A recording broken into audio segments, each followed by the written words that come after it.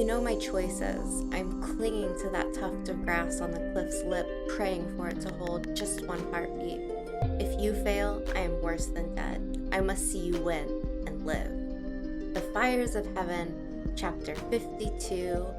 Hello and welcome back. I am here with my good friend Tracy. I'm here with my wonderful friend Amber. And this is the Rose of Valon, a Wheel of Time podcast. Today, we are going to be digging into the artist formerly known as Joar Addam Nessosin, also known as Asmodean. I think the most interesting thing that I've discovered in my research this week is that Robert Jordan liked to listen to classical music as he was writing. So I find the origin of the name Asmodean kind of cool because it almost feels like to me that it came from two sources of a similar name. So there's Amadeus, as in Wolfgang Amadeus Mozart. Yeah. And then there's also Asmodeus. And that's the Judeo-Islam lore. It's like the king of daemons and demons. Those would both go hand in hand quite well because Asmodean is a musician, but he's also a Forsaken, so we can't have just a nice musical name. That's true. That's true. This gives him a little tinge of evil and a little tinge of genius. Yes. Best of both worlds. Indeed.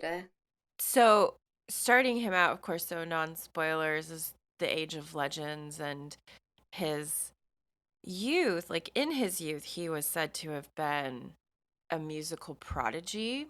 Was the word prodigy, like, thrown around in the Age of Legends? Was this a sincere statement of his talent? Like, he never meets his full potential? And so was he a prodigy? Was he hyped up? Like, I don't know. It almost feels like one of these children that come from like a long line of chess masters. You have all of this potential. You're coming from greatness. You could be so good. Like you can just see this person's future so bright and clear, but they just didn't have the right attitude or work ethic maybe. And there were signs of greatness there, but didn't quite reach them. Yeah, I think that's kind of what I was thinking too, because his mother was Aes Sedai, and I couldn't find anything that mentioned anything about his father, but maybe she was a high-ranking Aes Sedai, and maybe his dad was some other important figure, and he is raised in one of those families where he's kind of just like handed everything. So even though he has potential, he doesn't like go out of his way to really push to be great. He's just like, oh yes, someday I'll be great, someday. Yeah, I love though that like we actually get the instruments that he played from the Age of Legends. So it's like different types of flutes. And he also played the harp, and then it lists like the names of these obscure musical instruments: the shama, the buffoon, or the balfoon, the chorea, the oban. And it's like all of these musical instruments that I'm guessing and assuming that Robert Jordan made up. And it's like even the in-world history has its own made-up musical instruments. That's so detailed. But yeah, when I think about Asmodean in the television show, I don't think I want him to play a flute or a harp. Right. Now that I think about it. Right.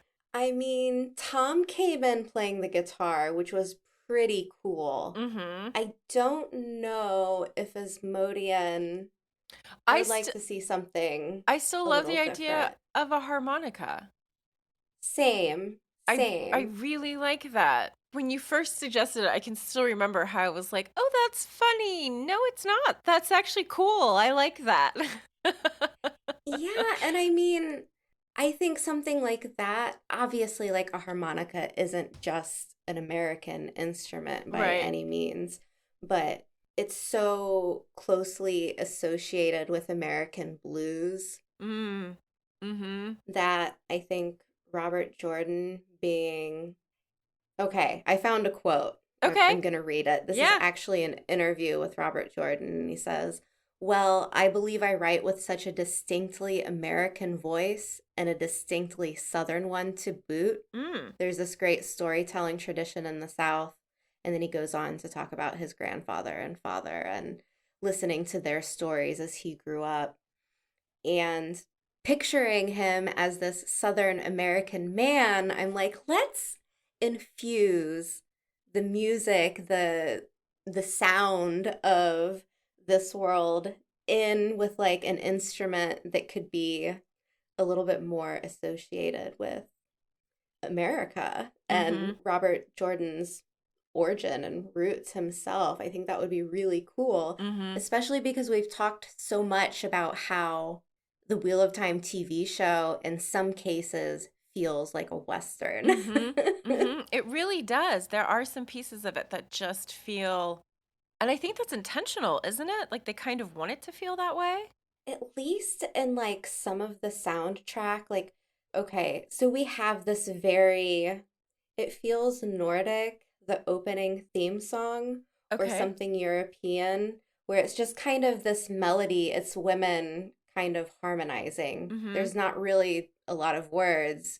We just get those noises and this kind of like orchestrated music, and it's beautiful. Mm-hmm. But then on the other side, like we have this music when you first meet everyone in the Wine Spring Inn, and it's kind of like a little like knee tapper. Mm-hmm. You know what I mean? Yeah. And it threw me off in the beginning because, of course, I didn't know what to expect. I was thinking more fantasy. So when we get this little moment in the inn and it's like, oh, okay, like this is a little, it's got a little jig to it. All right. Like Mm-hmm. this is different than what I expected. But now, like Mm-hmm. reflecting on it, I think that they could go that in that direction more often and it wouldn't be so unexpected. Mm-hmm. Well, and I think even like when meeting Tom for the first time in the TV show, that little, what is it, Breen Springs in the TV Hmm. show, it feels like a mining town, like kind of what you would Yeah. think of like 1849 California almost. Like Yep. it, Like a little shanty town that was built up so fast nothing stabilized. yeah, yeah, like it's only there for like one purpose. Like it's not really permanent, luxurious. Even the people who live there all the time, like they probably don't have much better lodgings than those little shacks that have been put up everywhere. Right, right. I would Yeah. agree. I mean, I think that there's a lot that they've given us in terms of the look and the world building, whether it Mm-hmm. be visually speaking or what we're hearing.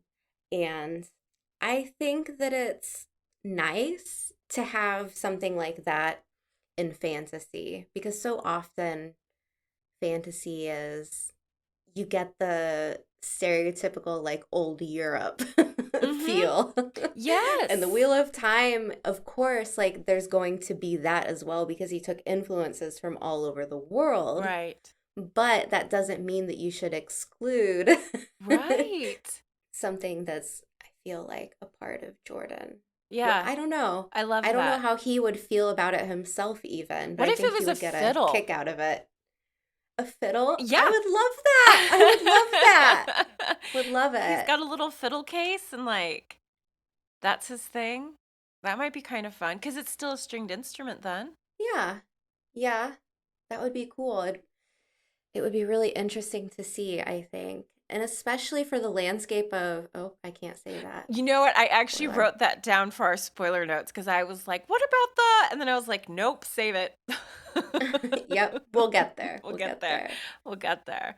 I do like thinking about how he's going to be played in the TV show. So I'm glad that you mentioned that in like the non-spoiler section because I bet a lot of other people are curious about it too. Yeah, and I'm really curious. I think that they're going to have an Asmodean because when we see the little Forsaken statues Mm-hmm. in season one, there's one with an instrument. So Mm. I feel like that's a pretty good indicator that we're going to get Asmodean. Well, he's the only one who has this like tie to music, right? That I know of, yes. Okay, same. Like I'm trying to like cycle through the Forsaken in my head, and I mean some of them we don't get to know very well at all.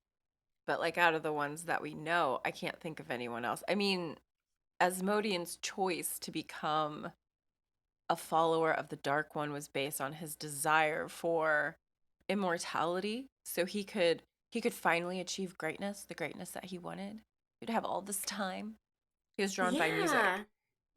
Yeah, and this, okay, like I have to go back to Americana mythology here, but it is so similar to the legend of Robert Johnson, the famous blues musician who is a real person.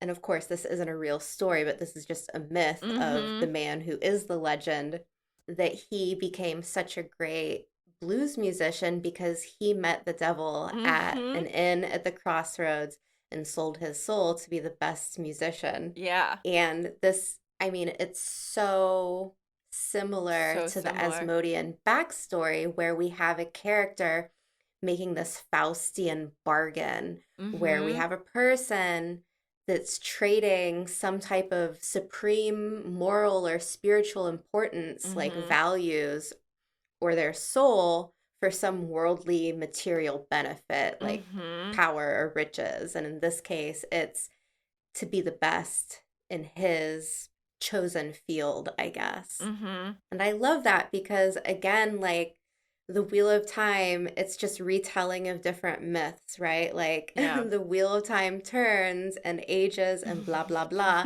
So now we've got this Faust story written by Goethe, like in Germany, and then that carries over to the Robert Johnson Mm-hmm. mythos from the United States, and we have here Asmodean. And I love that. I love that. Hmm. I think it's so interesting.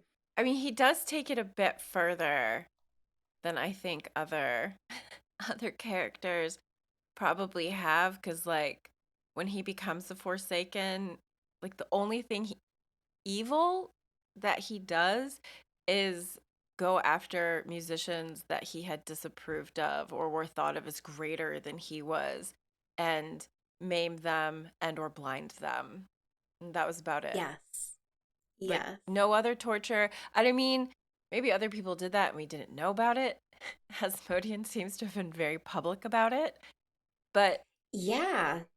that seems to be about it as far as like, oh no, wait. Lanfear does say that he severed his mother from the true source, or the one power. She was an Aes Sedai, and gave her to a Murdral for sport. That Yikes. seems pretty evil. Yeah, I found another thing as well. So, and this was kind of like a side note. When we're talking about the war of power, as Mm-hmm. soon as Lanfear opens up the bore and people start choosing sides Mm-hmm. because the Dark One is loose, we had different Forsaken that were ranking and having like military command. Mm-hmm. And Asmodean never had that. But he did take place in some battles on some level, and he also served as a governor of one of these conquered areas, Mm-hmm. like Lanfear did, Mm-hmm. like Masana and Semirog did. But for the most part, his areas were not particularly horrific compared with the other Forsaken. Mm-hmm. And it says in the Big White Book, though it should be remembered that all of the Forsaken did things such as allow Masana's mobs of children to free reign, cooperate with Agonor's harvesters to gather people and make men, women, and children available rations for Trolloc garrisons. So it's like, Wow. okay, like just because he wasn't, torturing people doesn't mean he was doing anything to help people. Like he definitely Yeah. turned a blind eye to the atrocities that were happening at this time. Do you think it was just more convenient for him to do that than to like, because he definitely seems like the kind of guy who does the bare minimum. Everything Right. about Asmodean feels very bare minimum. Although he was thought well of enough that he was given those three names. So he must have done something that was like prestigious. I mean, maybe unless like his Aes Sedai mom pulled rank or something. I don't know. I don't know how those things are given and determined, but like To me, he's like the genius. he's the lazy genius. He has Yeah. all of this potential, but instead of practicing, he was like, no, like, I'm just going to make this deal. That way I can do it at leisure. That way, Yeah. like, everyone else that's my competition, I can maim them, do whatever. And for the rest of eternity, I have all the time in the world to practice wailing Mm-hmm. out nasty riffs and being the best musician. So everyone else is just a sucker. Uh, yeah. I mean, that's how it felt to me too. It was just like, oh, I can have forever. Cool. I can Yeah, just like take forever and play the harp. And was he a womanizer too? I don't know. Like, it doesn't say anything. I couldn't find anything in my research about any relationships that he had with Same. women. Mm-hmm. I don't know. Maybe he didn't have relationships with women. Maybe he was gay. I don't know. Yeah, Doesn't matter. well, Like, the that'd be cool. That'd be cool. I would totally be down for a gay Asmodean. That would be great. The only reason why I asked is like I know we have other Forsaken that are it is specifically said about them that they were Womanizers or yeah, or just kind of it sounds like they were really misogynistic and like treated women like sexual objects or playthings. So I just didn't know if like you had seen anything about Asmodean that indicates that he also fell into that category. I didn't see anything. no. But I think with the TV show, there's a lot of opportunity here to kind of add to his story because he's Mm-hmm. one of those characters where it's like he just doesn't feel like there's a lot there. Like we've got Mm-hmm. this really interesting backstory where it's like we can kind of tell you what he was like, but Mm-hmm. there's not really much else about him until he shows up in the main series. Where Mm-hmm. like Lanfear, Mm-hmm. she gets this big, exciting, very interesting origin story. We have other Forsaken who I feel like we get much more of, and he's a little bit more mysterious that way. So it Mm-hmm. could be fun, especially considering how he shows up Mm-hmm. in the series. Yeah. Do you think that he qualifies as a gray character in the series? I don't know if I can answer that without spoilers. Okay. We can save it for later then, but I was just thinking about that where like he's so different from the other Forsaken. He didn't go over to, the Dark One camp because he was mad at Luce Theron. He was jealous of Luce Theron. Like, he just wanted to play music forever. He did the bare minimum of what was considered evil among the Forsaken. So, yeah, just Yeah, just and I this thinking. is my own head canon is that he's a little bit like Bacchus, like the god of like Wine. endless parties. Mm-hmm. Mm-hmm. Because we know that he didn't amount to much. Mm-hmm. And it almost feels like he was just distracted, you know? Mm-hmm. Like he just wanted to do what he wanted to do. And he does have those three names. So Mm-hmm. he had rank. He was an important person in this age. And I can picture him kind of like hanging out and partying and playing music and being Mm-hmm. with friends and just kind of doing what he wants. And Mm-hmm. then, like, I almost feel like his backstory could be like having we know that he was on very bad terms with his mother. So it's almost Obviously. like, yeah, it's almost like one of those dance moms, like someone who's really, really hard on their child and pushes them into something that they don't want to Yes. do. And Yes. he's like, Yes. no, I'm going to rebel. I'm going to party. I'm going to drink wine. I'm going to write Mm-hmm. songs. I'm going to hang out with my friends. Mm-hmm. I'm going to smoke a little pot. You can't make me, Mom. Yeah. Yeah. Well, And and it it's not so much that he's like evil, evil compared to some of the other Forsaken. He wasn't a good guy. I don't even know if I would say he's a gray character because of, you know, him things. killing people and maiming people and everything that he did to his mom. But he's a pretty dark character. Okay. Okay. Because like you talking about how his mom may have been like one of those like show moms like push their Yeah. kids. Like that was what I was thinking when I read the part where he like severed his mom and gave her to a Madral. Because wow. Wow. You Does. hate your mom. You hate Yeah. her. Yeah. What did she do to you? Yeah, and we don't have any backstory about his father, so I don't know. I don't Yeah. know. Yeah. Maybe he blames his mother for everything.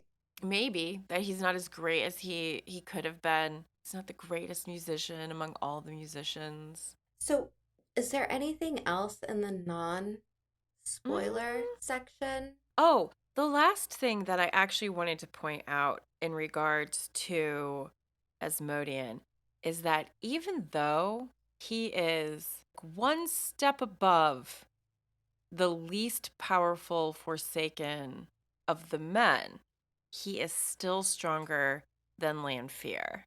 And like reading that, I was like, of course she was frustrated. Of course she was looking for like a way to be stronger. Even the weakest of male channelers, or like among her group of peers, is stronger than she is. Like that Yeah. would piss me off too.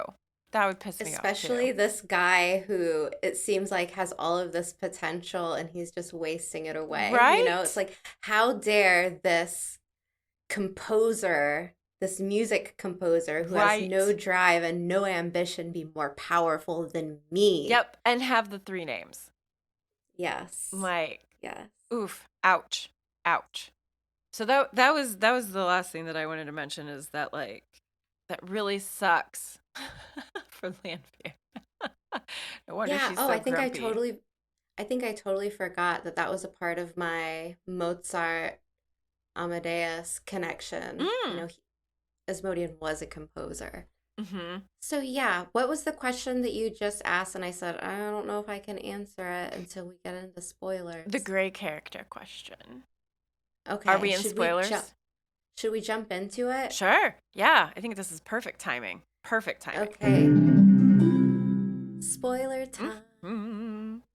So the question about Asmodean being a gray character. Mm-hmm. He definitely, when he shows up in the Shadow Rising, he's under the assumed name of Jason Natale, Mm-hmm. and he is disguised as a bard or gleeman, and he meets Rand in the Aiel Waste. Mm-hmm. And so when he shows up, I'm assuming that the travelers that he's traveling with just assume that he's a high ranking dark friend. Mm-hmm. They don't know how high ranking he really Mm-hmm. is Mm-hmm. because he's traveling with Lanfear also. Right. But this whole time that we're exposed to him, he doesn't seem incredibly terrible Mm-mm. in comparison with some of the other Forsaken. Mm-hmm. We have gray characters like, I don't know, I would almost say that Elida is almost a gray character because I don't think that she's evil. Mm-hmm. She's just an idiot. Right. To go on a coffee mug, Elida. Not evil, just an idiot. uh, And I mean, he does eventually start helping Rand, mm-hmm. but he's not doing it out of the goodness of his heart. He doesn't really have a choice. Right. So I Yeah. don't know. He's not the most evil Forsaken, but Mm-mm. he's not a good guy either. Mm-mm. So Gray maybe like a little bit more Very like dark if he's gray. yeah, if we're right in the middle, he's still You know what? teetering over Maybe towards. he is just self-interested. Maybe that's what is at the core of everything. Like Lanfear gets pointed to as being really self-interested, but maybe Asmodean is more so. He's known to not be loyal among the Forsaken. He's known to choose himself and whatever direction that he thinks will gain him the most power. He doesn't go over to the Dark One because he's like, let me get on my knees and worship you. Oh, you're just the best. He's like, immortality? Cool. Cool. I have all the time I need for naps and bong rips and my favorite harp. You know? Yeah, I mean that totally goes along with what happens in the end of the Shadow Rising Mm-hmm. because from what I assumed, from what I interpreted, we had two plans here. Lanfear's plan, and that was to get Rand to accept Asmodean as his teacher with like this ultimate hope of bringing him to the Dark One's side. Mm-hmm. And to me, it seemed like Asmodean was kind of just going along with this at first.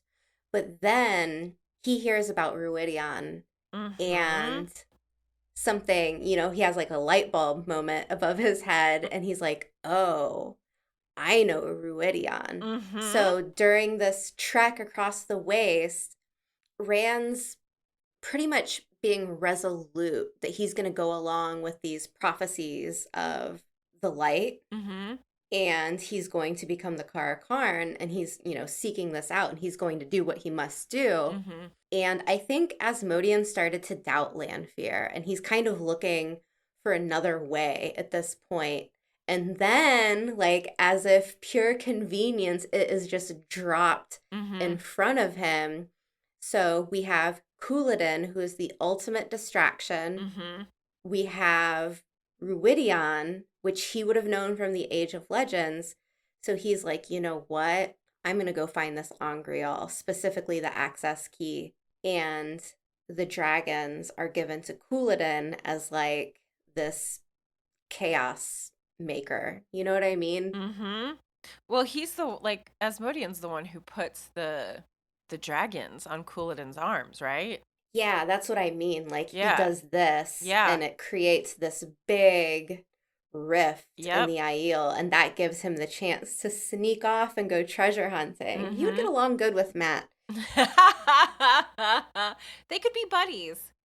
Let's hang So out. yeah, like when you're talking about him being power driven, going for that access key, heck yes. Yeah. Totally. That's a total power driven move. And he also he does it in a way that without a heads up or anything just completely throws over Lanfear's plan. He's like, this is about me, Lanfear, me. I'm getting this.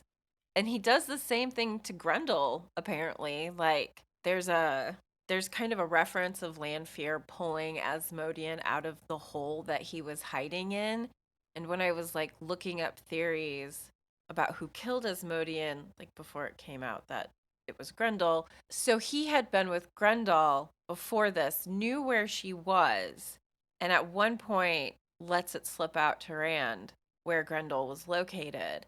And so he has endangered himself by saying that, even though he thinks Grendel may have moved on, but he's thrown her under the bus too. So, Well, yeah, that would be completely self serving mm-hmm, because when we go back to the quote that I said at the beginning, mm-hmm, he's saying, if you fail, he's talking to Rand, if you fail, I'm worse than dead. I must see you win and live. yeah, So he pretty much has to align himself with Rand at this point, mm-hmm, and his obvious demise at the end, his death mm-hmm, by Grendel.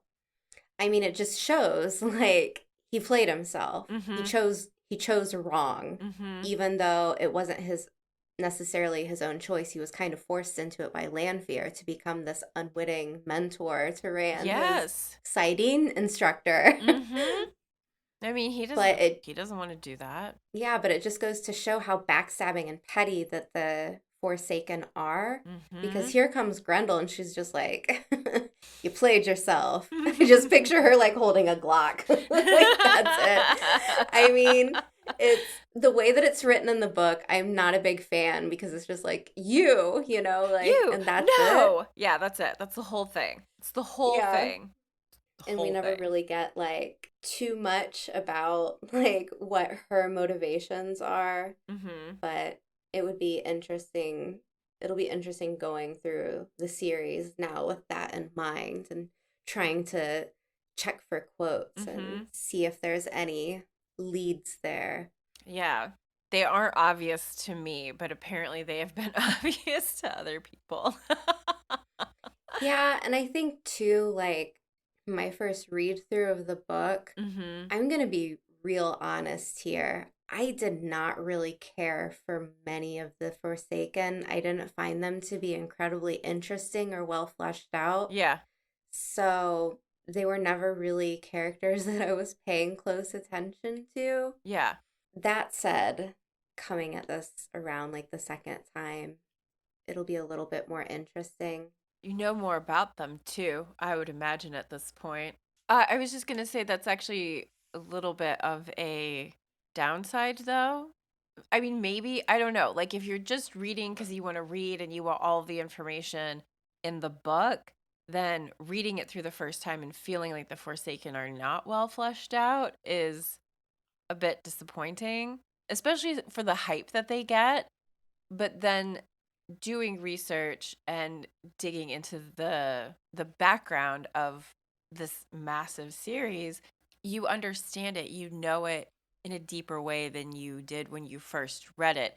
And so maybe it's good and maybe it's a bit of a burden to put on the reader to have to go out and do all that research.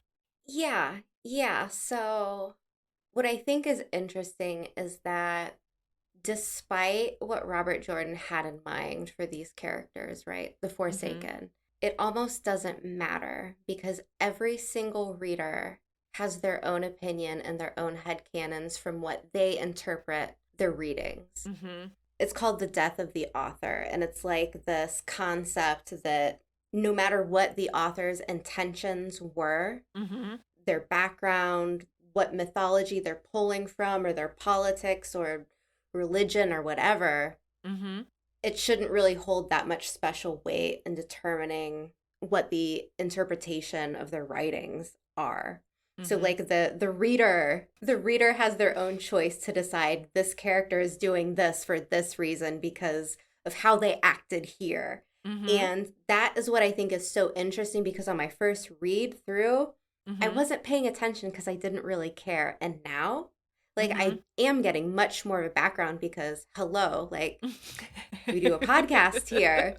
I'm always in research mode, Yeah. always. So Yeah. even if I haven't read the book multiple times, I've gone over so many different quotes and so many different passages that I'm like, oh, Mhm. yeah, okay. Like I remember this person said this that one time. And yeah, like now I think that the motivation for this character over here is way deeper and much more nuanced than maybe what Robert Jordan even thought of. Mhm. So I think it's a really beautiful thing the way that like literature grows beyond the life of what the Mhm. author gave it in terms of how the reader feels about things. It's I love fun. that.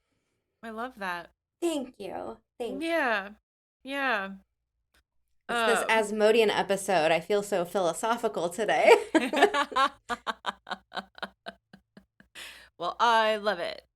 In regards to Asmodean going to Ridian, looking for the access key, having this battle with Rand, and then being shielded in this like weird twisty way that will eventually fade away by Lanfear. Is Lanfear only able to put that shield in place because Asmodean has like just had this massive energy expenditure with Rand? He's still stronger than she is in the power, so he should be able to defend himself from her, shouldn't he? Rand and Asmodean are basically just clinging to a trickle, right? Like Mm-hmm. obviously still a lot of massive amount of power, but in their case, it's like a backyard brawl and they Mm-hmm. are just winded and so tired.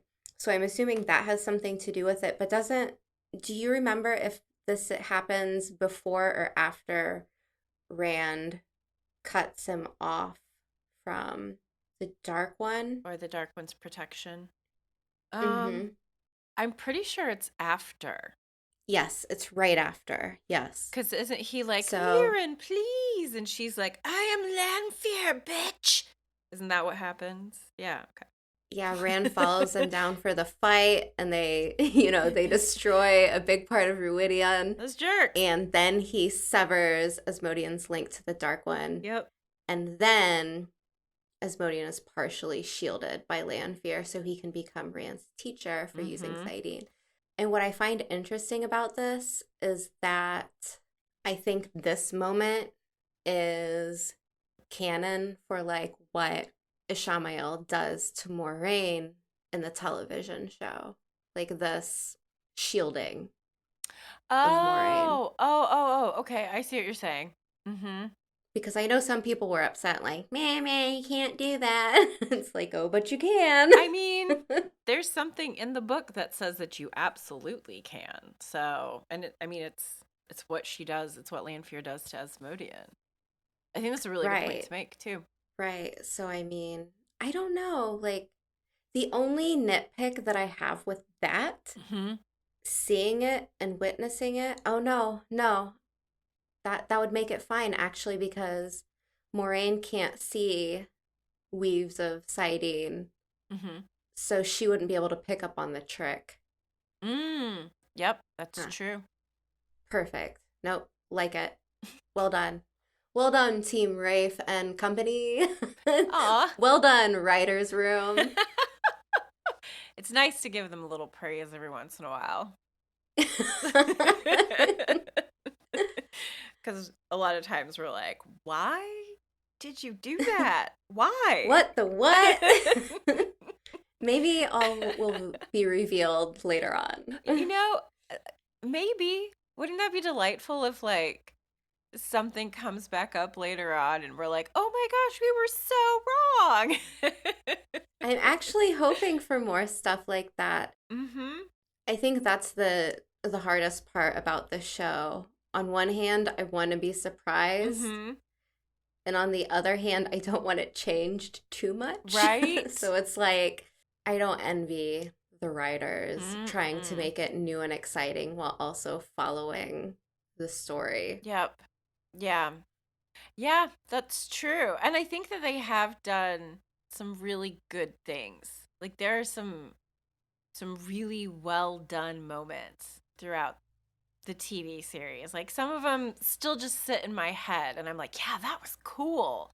So I feel like Hmm. there's just I still feel like there's just so much potential for this show to go in a really good direction. Oh, speaking of that direction, makes me think of music. So, Asmodean in the Waste playing the harmonica would be fucking Yes! perfect. Yes! Right? Can you Yes, just I wanted see to say it? that. I wanted to say that so badly when we were in the non-spoiler section and I couldn't.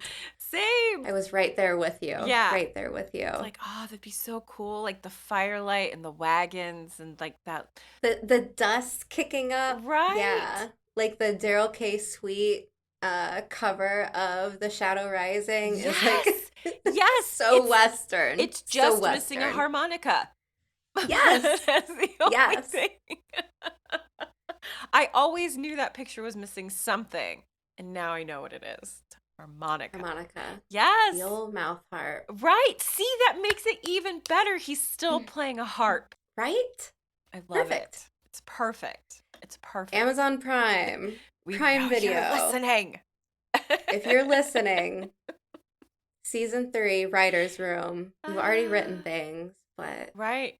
do me a solid here. Right. I love this idea of drawing it more into the field of feeling like a Western as opposed to feeling like a medieval look or feeling, I guess. I don't know. Like, I just, Hmm.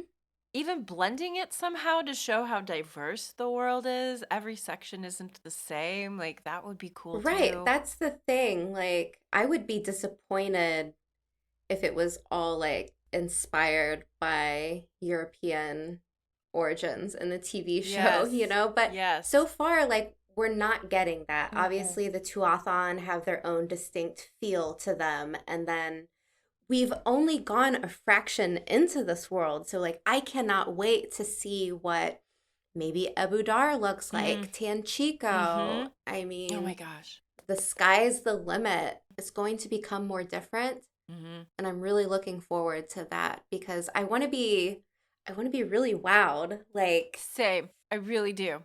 I'm wondering if they're going to end up doing any like US locations for filming, like just based off of the waste. Like I think of the waste and I think like what is it, Monument Valley out right. west, and there are all the parks. Even if it was just establishing shots, Yeah. but at the same time, if they can't if Mm-hmm. they can't shoot in the US because I don't know, it might be hard. Most of the cast and crew is European, but they could still incorporate it through costume, world building, set design. Andre, maybe, if you're listening. He listens I to really us want to every talk to week. him. I hope he's available for season 2. Yeah. He's That man is delightful person to talk to. Yeah. Yes. Um, And just the flood of information that came out of him. My brain the whole time was like, ooh, ooh. I felt like it was the best story time ever. Aw. Yeah, and if you haven't, I mean, for our listeners, you might not know this because this was posted on our YouTube channel, but we did interview the production designer to the TV show. So if you want to watch that, go to our YouTube channel. Yeah. You're missing out. Yeah. Delightful human. Like, he has some sort of like workshop too that he does or did like before COVID. I don't know what kinds of things have returned to his life, but I was like, do I need to fly to Europe for your workshop? I think my favorite like Rafe interview was like where he was saying how he was trying to pilfer the chairs off of the set because he liked all of the stuff that Andre was making so much. He was like, I really want that in my home. They were like, no, Rafe, you can't have the chairs. I would take them if I could. That's for sure. Right? They're so cool. Okay, so I want to get back to Asmodean here. I think that like his death is probably like at a bad place to wrap up, if that feels good to you. Do you have anything that you wanted to bring up? Yeah, I really enjoy how Moraine is able to suss out the fact that Asmodean is Asmodean. She's so smart. She figures it out that this Jason the Tail character, there's something up with him, and she even warns Rand, like be careful. Just because he's seemingly changed a little bit, he's still the man he was, and we have moments where Asmodean, as Jason the Tail, actually does some kind of nice stuff, I would say. So when Rand follows Aviendha through that gateway to Shan-Chen, the igloo sex scene. Everyone's favorite. Asmodean disguises the gateway. Right. Which is helpful. Very. And then after the Battle of Cairhien, he does help the wounded soldiers after the battle. Yeah, that's true. There's a moment where he channels Saidin into Rand when Rand has collapsed, trying to help him.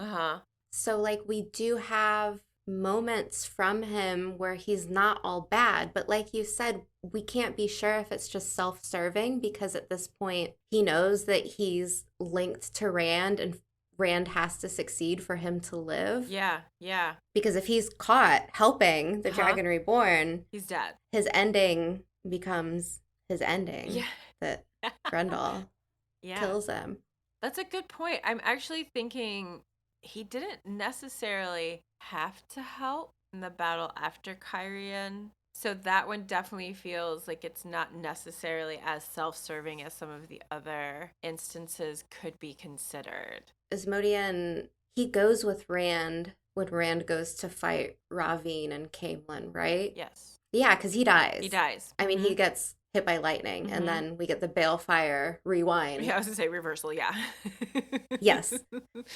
Yeah. So, he's pretty, as much as a Forsaken can be, he's pretty helpful in many instances. And I do think that all of this makes him one of the more interesting Forsaken, in my opinion. Yeah. I really enjoy his story because we get so much time with him and so much interactions between him and Rand that I think he's a little bit more fun than some of the other Forsaken who are just like, oh, I'm a bad guy. He has... Dear me. He has more of a story, it feels like. And then to be so, unsanctimoniously killed, it's like, that sucks. Right. Which, I don't know. I mean, it would at least be really nice in the TV show if we get to see it. Yeah. I'm just thinking about, would they show it? And would they show who murdered him, or would they just leave that as a mystery the way that it's written in the book? I think the problem is if you leave it a mystery like it is in the books, I just think people wouldn't care. Like new viewers, they would just be like, well, that was weird. Not that invested. I don't know. There's not enough time to really get all of the characterizations that we get in the books. Mm-hmm. I don't think, unless they decide to divert more attention to him and Mm-hmm. make him like a bigger character than he is in the books, more screen time. Because look at a character like Perrin in season one. Mm-hmm. He kills his wife and then Mm-hmm. he's kind of just, I want to say, following along Mm-hmm.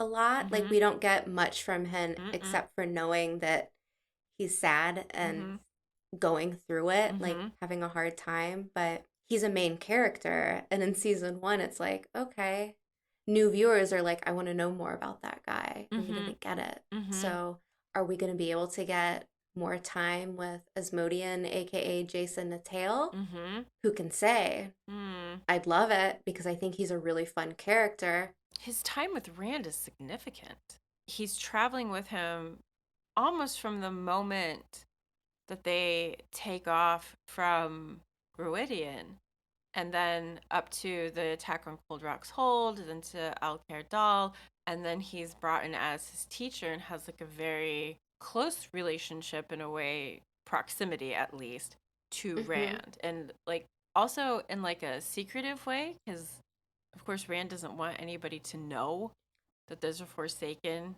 It makes a really interesting dynamic because they are Mm-hmm. both sharing this secret Mm-hmm. together and dependent on this secret. Yeah.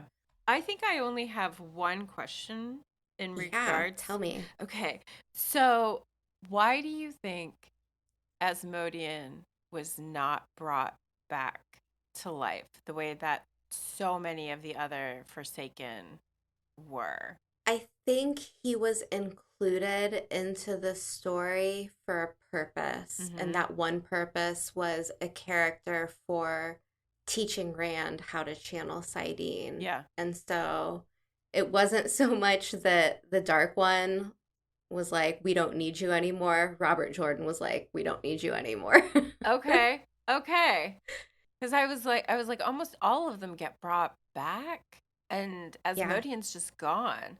And I mean, none of the Forsaken even tried to rescue him while he was Rand's prisoner. I mean, couldn't they have like sent him or Drawl into a shadow and like, If they knew about it, if they knew about it. oh, so the other Forsaken may not have been aware. Like Lanfear Yeah, I may don't not think have that. told him. No, no. Lanfear is out Interesting. for number one. Oh, I don't think that's she would true. have let anyone. Okay, Hal says Lanfear told them he went over willingly. So that would make sense Okay. with the ending then, where it's like, all right, and that's where you get the Grendel with the clock moment. Yeah. Ah. But at the same time, like Lanfear being who she is, she would have never, I don't think she would have ever revealed that unless that there was something in it for her or she was trying to get out of something. Yeah. Yes. And Rand, yeah, thanks, Hal. Rand cuts his ties to the Dark One. So, yeah. So it's really unfortunate that Rand couldn't have done that for Ishamael much earlier because wasn't that something that Ishamael Ah. wanted just to be cut off and to die and not come back? Yeah. He was done. Hal says that Rand cut Asmodean's ties to the Dark One so he couldn't bring him back. Does someone have to be connected to the Dark One so that they can be brought back from the dead? I. For the Dark One to bring someone back, yes, but for the wheel to Oh. respin them, no. Okay. I always thought he just kind of had the power to grab souls if he wanted them. Like that was. Greedy. Yeah, Greedy. yeah. Yeah, like you can just like he can just be like, this person, I'm gonna take this person. I can do whatever I want with your soul. Well, then that makes a lot more sense about why he wouldn't have been brought back as a character. Yeah, because the problem with Ishamael is that even if he was bail fired, the pattern could still. I hope I'm getting this right. If Ishamael was bail fired, he could be brought back by the pattern, but not the dark one, or vice versa. Uh-huh. Now I'm confusing myself. It's one or the other. But so like there's little nuances to it, Yeah, obviously. obviously. Jordan wouldn't have done it any other way. Interesting. Okay, well that's something new learned for me. I love that. And that wraps it up for this week. Thank you everyone so much for listening, and we'll hope you join us again. Like and subscribe to the channel, and we will see you next time.